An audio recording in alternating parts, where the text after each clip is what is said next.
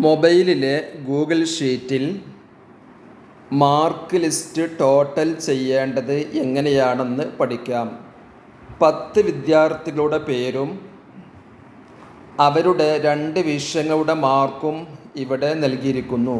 ഇനി നമുക്ക് കണ്ടുപിടിക്കേണ്ടത് ഇതിൻ്റെ ടോട്ടലാണ്. ടോട്ടൽ കിട്ടാനായി ചെയ്യേണ്ടത് ടോട്ടൽ വരേണ്ട കള്ളിയിൽ ക്ലിക്ക് ചെയ്യുക. ശേഷം ഈക്വൽ ടു പ്രസ് ചെയ്യുക. സം എന്ന് ടൈപ്പ് ചെയ്യുക. Bracket open. അതിനുശേഷം ഈ 2 മാർക്കും പ്രസ് ചെയ്യുക. വലിച്ചാലും മതി. ഇപ്പോൾ ഇവിടെ ഇങ്ങനെ വന്നു. പിന്നെ ഈ കോമ ഒഴിവാക്കണം. ബ്രാക്കറ്റ് ക്ലോസ് ചെയ്യുക. ടിക്ക് മാർക്ക് നൽകുക.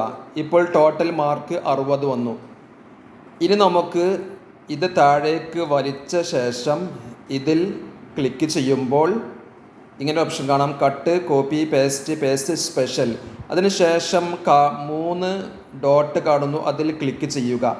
അതിൽ ഓട്ടോ ഫിൽ എന്ന് കാണും. അതിൽ ക്ലിക്ക് ചെയ്യുക. ഇപ്പോൾ എല്ലാ വിഷയങ്ങളുടെയും ടോട്ടൽ മാർക്ക് വന്നു. ഓരോ വിദ്യാർത്ഥികളുടെയും ടോട്ടൽ മാർക്ക് വന്നു.